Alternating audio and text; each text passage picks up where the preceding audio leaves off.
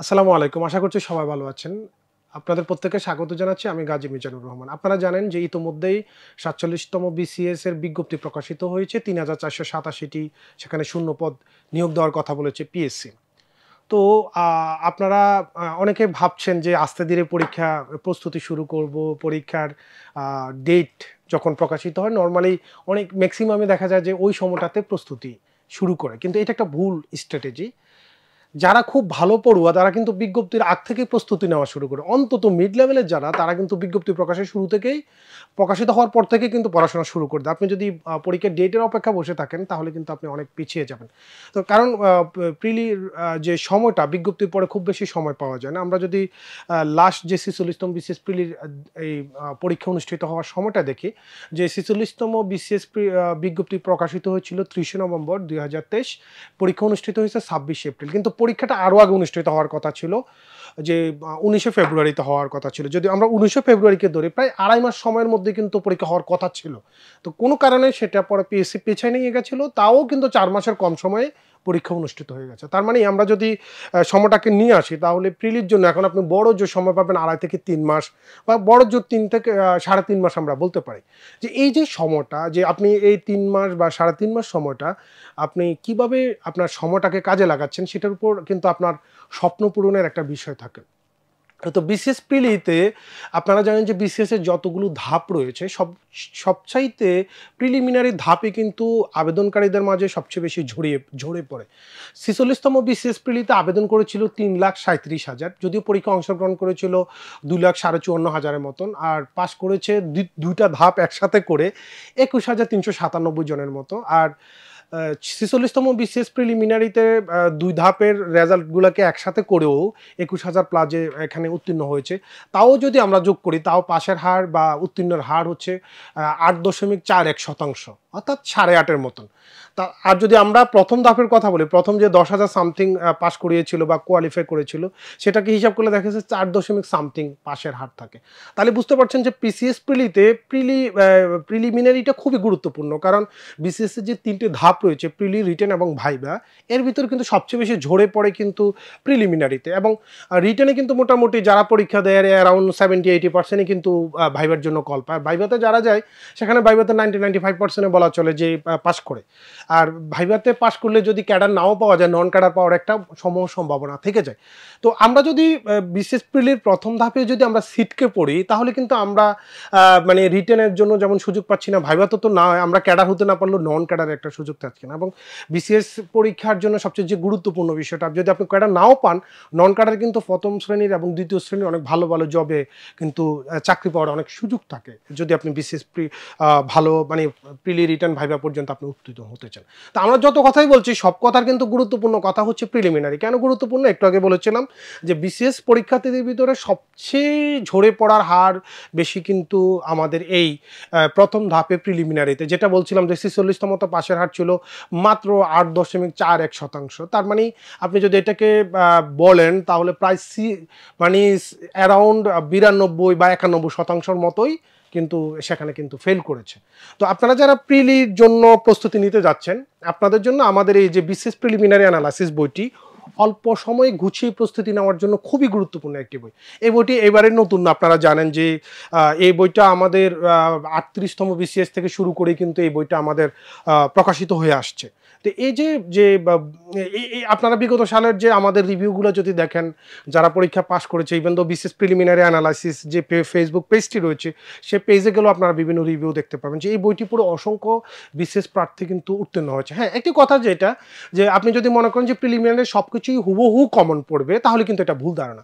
যেমন বিসিএস প্রিলিমিনারিতে আপনি যদি পার্টস অফ স্পিচের কথা বলেন, আপনি যদি বাংলা মানে গণিতের কথা বলেন, এগুলো কিন্তু নিয়ম থেকে প্রশ্নগুলো বেশি আছে। আর আপনি ওই নিয়মটা কোন বই থেকে সহজে রপ্ত করতে পারছেন সেটা কিন্তু গুরুত্বপূর্ণ। আর আমাদের এই বইটাতেই আমরা এই নিয়মগুলো খুব সহজভাবে বাংলা, ইংরেজি, গণিত বা সুশাসন, নৈতিকতা বলেন, মানে প্রত্যেকটা টপিক আমরা চেষ্টা করেছি সহজ ভাবে অল্প কথায় তুলে ধরার জন্য।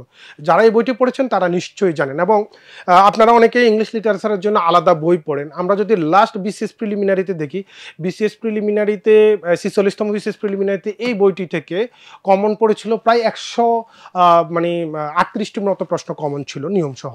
তো সেখানে ইংলিশ লিটারেচারে কিন্তু আমাদের একটি প্রশ্ন ছাড়া প্রত্যেকটা প্রশ্ন কিন্তু ওই বই থেকে কমন আসছে। এখন আমি যদি আমার কথা যদি আপনাদের মনে হয় অবিশ্বাস্য মনে হয়, এই যে আমাদের যে বিসিএস প্রিলিমিনারি 6 এডিশনের বইটি, এটা কিন্তু এডিশনটা হলো জানুয়ারি 2024-এ।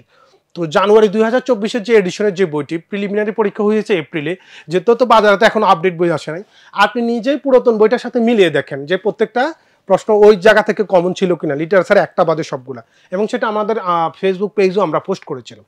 তো এখন এই বইটা তো আসলে বিসিএস প্রিলির যে 200 নাম্বারের সিলেবাস সেটা কভার করে না। এই বইটা আমরা বিসিএস প্রিলির 150 বা 160 নাম্বারের টার্গেট করে এই বইটা রচিত, বিশেষ করে যারা এখন চাকরি বাকরি করেন বা সাংসারিক জীবনে বা আদার্স কোনো কাজে আপনি খুব ব্যস্ত, আপনার জন্য আলাদা আলাদা বই পড়ার সময় নেই, তারা যেন অল্প সময়ে তার আগের যে পড়াটা, সেই পড়াটা যেন এখান থেকে রিভাইজ করতে পারে সহজে তাদের জন্য।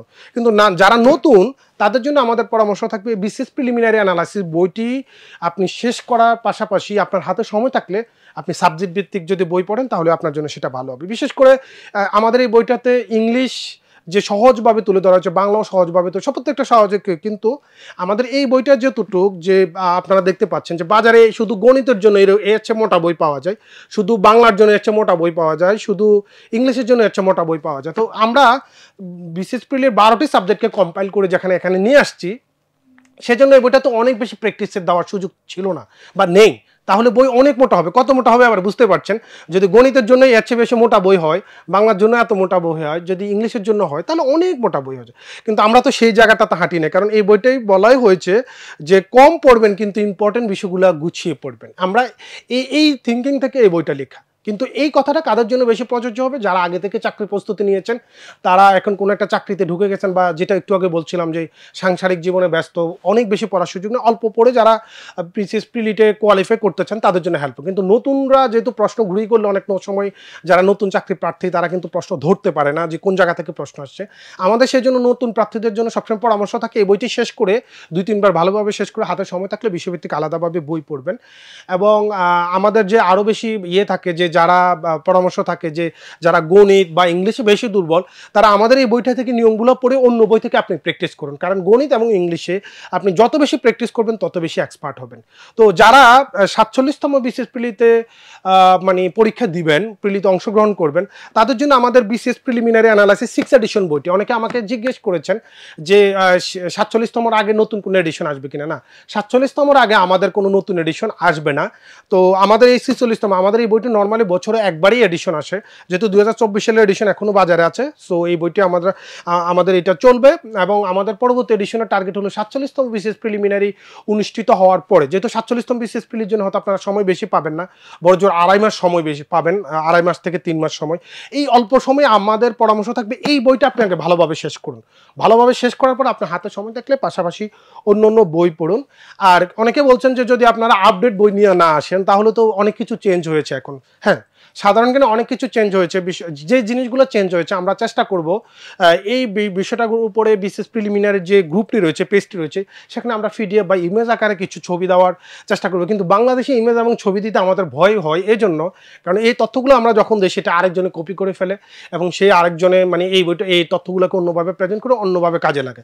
সেজন্য আমরা কিন্তু নর্মালি অনলাইনে পিডিএফ দিতে চাই না। তারপরে আপনারা যদি চান আমরা চেষ্টা করব যে তথ্যগুলোকে পিডিএফ করে দেওয়ার জন্য, যেন আপনারা উপকৃত হন। তো আমার সর্বশেষ কথা হলো, যারা অল্প সময়ে বিসিএস প্রিলিমিনারির প্রস্তুতি গুছিয়ে নিতে চান তাদের জন্য এই বিসিএস প্রিলিমিনারি অ্যানালাইসিস বইটি আপনাদের জন্য অনেক বেশি সহায়ক হবে। আপনি লাইব্রেরি গিয়ে প্রয়োজনে বইটি নিজের চোখে, কে কি বললো ওটা দেখার প্রয়োজন নাই, আপনি নিজের চোখে বইটির প্রেজেন্টেশন, বিগত সালের যে প্রশ্নগুলো হয়েছে সেখান থেকে কি পরিমাণ কমন ছিল এগুলো দেখলে আপনি বুঝতে পারবেন যে এটাতে ইংলিশ গ্রামার, যে আইডেন্টিফাই ফ্রেজ অ্যান্ড ক্লজ, এটা তো কত সহজ করে দেওয়া আছে। যেমন ফ্রেজ অ্যান্ড ক্লজের উপরে গত বিসিএসের প্রায় 5-6টা প্রশ্ন ছিল 46-এ, এবং এই টপিকগুলো আমাদের এই বই, এই যে কঠিন টপিকগুলো এই বই অনেক সহজ করে প্রেজেন্ট করে দেওয়া হয়েছে।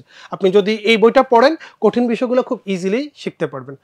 এই আমাদের এই বিসিএস প্রিলিমিনারি অ্যানালাইসিস বই সহ আমার যতগুলো বই রয়েছে সবগুলো বই আপনারা রকমারি.com হাতের কাছে এবং ক্যাশ অন ডেলিভারিতে, হোম ডেলিভারিতে ইজিলি পেয়ে যাবেন।